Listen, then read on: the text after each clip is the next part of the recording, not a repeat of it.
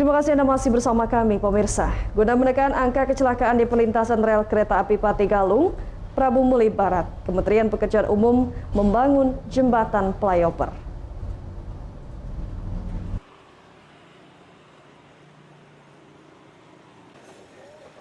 Wali Kota Prabu Muli Ridho Yahya meninjau langsung titik kemacetan di rel perlintasan kereta api Pati Galung.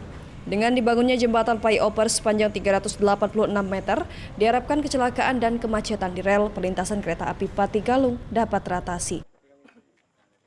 Dengan pembangunan flyover ini suatu solusi yang sangat baik.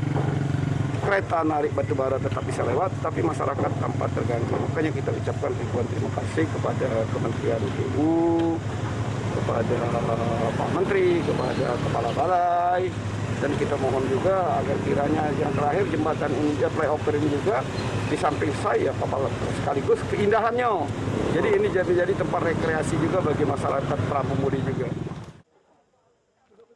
Pekerjaan pembangunan proyek flyover Pati Galung di atas rel perlintasan kereta api hingga saat ini telah memasuki tahap pemasangan girder.